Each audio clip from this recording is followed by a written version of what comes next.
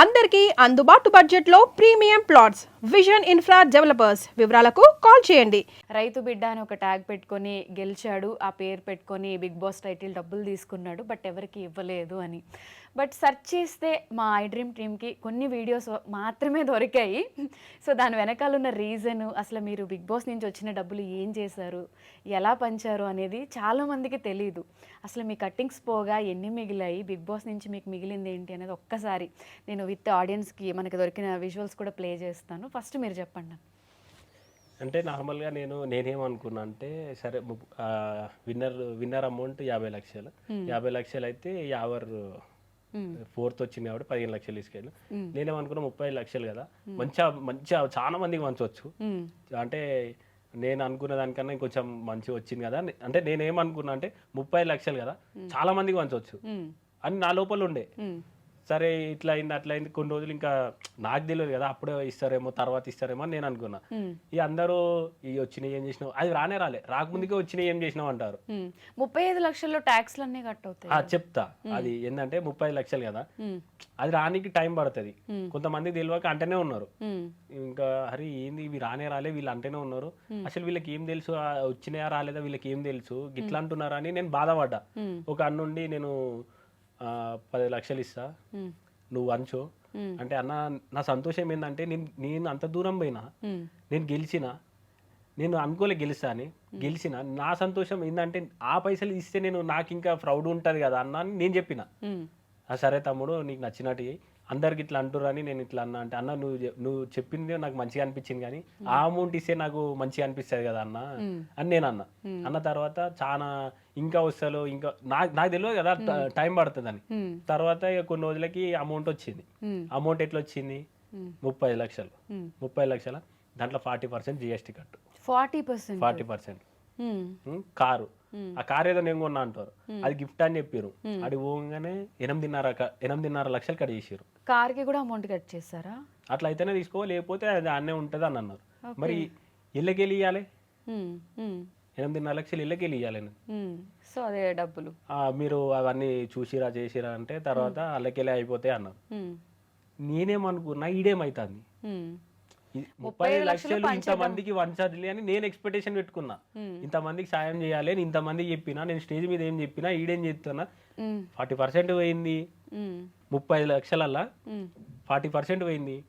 కారుకి 8.5 లక్షలు, ఇంకోటి వస్తే నెక్లెస్ 5 లక్షలు. మదర్ కి బిగ్ బాస్ టీమ్ అది టీమ్ గిఫ్ట్ ఇచ్చారు కదా. టీమ్ గిఫ్ట్ అన్నారు. ఆడికి పోయినాక గిఫ్ట్ ట్యాక్స్ గింతే ఉంటది గిట్లే ఉంటది అన్నారు. ట్యాక్స్ కట్టించుకున్నారు.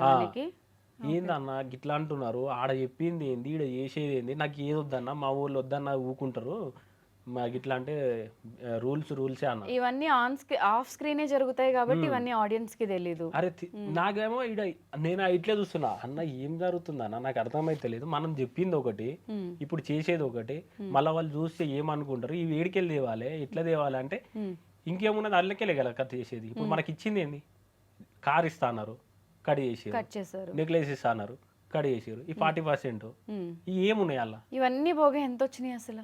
నువ్వు ఒకసారి 40% అంటే నువ్వు లెక్క పెట్టుకో, 8.5 అంటే నువ్వు లెక్క పెట్టు, 5 అంటే నువ్వు లెక్క పెట్టు. ఫస్ట్ నేను శివాజీ అన్న, బోలే అన్న, సందీప్ అన్న, లాయల్ వీళ్ళందరూ వచ్చినప్పుడు నేను 1 lakh మా ఊరు నుంచి స్టార్ట్ చేసిన. క్వింటల్ బియ్యం 1 lakh అని. దీని ఓను సపరేట్ నాకు అదనంగా ఇంకొంచెం ఖర్చు అయింది. మీ డబ్బులు ఇవి పెట్టాక ఇవి నాకు సందీప్ అన్న ఒక 25,000 ఇచ్చిండు. ఒకసారి చూద్దామన్నా మీరు ఎవరెవరికి హెల్ప్ చేశారు. అంటే ఇప్పుడు మీరు చెప్తున్నారు 40% కట్టింగ్స్ అంటే మీకు చాలా తక్కువ అమౌంట్. నాకు నిజంగా చెప్తానా మస్తు బాధ అనిపించింది.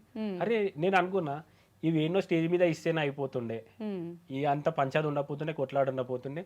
సార్ మీకు నచ్చిన వాళ్ళకి గిట్లే అన్న ఒక్కొక్కసారి అనిపిస్తుంది ఇట్లన్నా అయిపోవు, ఇవన్నీ కటింగ్స్ ఏంది ఇవేంది మళ్ళీ ఇట్లా ఏం చేయాలి వీటిని ఇట్లా.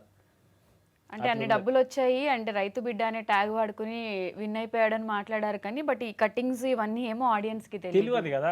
ఆడికైనా శివాజీ అన్న చెప్పిండు, ఏడా మన ఇంటికి వచ్చినప్పుడు వానికి రాలేదు గింట్లే వచ్చినాయి శివాజీ అన్న అన్నాడు, బోలే అన్న చెప్పిండు. వీళ్ళిద్దరు మీకు బిగ్ బాస్ హౌస్ నుంచి కోర్టు కేసులు అయినప్పటి నుంచి జైల్లో ఉన్నప్పటి నుంచి కూడా బాగా సపోర్ట్ చేశారు బోలే అన్న శివాజీ అన్న. బోలే అన్న మొత్తం లాయర్లను తీసుకొని వచ్చిండు మంచిగా. అంటే నేను లోపల ఉన్నా, బయటకు వచ్చి మొత్తం లాయర్లను వాళ్ళని ఇళ్ళను తీసుకొచ్చి చేసిండు. నేనేమో 4 రోజులు ఉన్నా కదా అట్లా. కానీ చాలా అంటే ఎలా అనిపించింది ఆ జైలు ఎక్స్పీరియన్స్? అంటే బిగ్ బాస్ నుంచి వచ్చాక టైటిల్ బిగ్ బాస్ నుంచి వచ్చిన తర్వాత నిజంగా చెప్తున్నా, జైల్లో ఉంటే పవోని గిట్ల ఇట్లా రావద్దు, పవోళ్ళ గిట్ల ఇట్లా రావద్దు, అంత ఉంటుంది లోపల. ఇక నాకు బాధ అనిపించింది, శత్రువులైనా సరే పోవద్దు అని కోరుకుంటారు.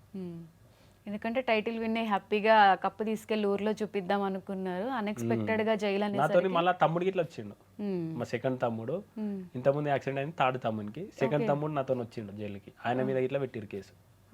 ఏటు ఇప్పుడు తమ్ముడే. స్టిల్ ఇప్పటికి ఇద్దరి మీద నడుస్తుంది.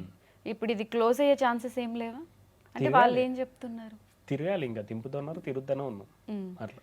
అంటే మీరు వాంటెడ్ గా చేసింది కాకపోయినా కూడా పనిష్మెంట్ మీరు తీసుకోవాలి. ఇట్లా శిక్ష అనుభవిస్తున్నాం అంటే ఇంకా. ఇప్పుడు బిగ్ బాస్ హౌస్ లో 3 months ఉండడమే, ఫోన్ ఇవన్నీ లేకుండా అదొక మెంటల్ స్టేట్ కూడా ప్రాపర్గా ఉండదు అని చెప్తూ ఉంటారు.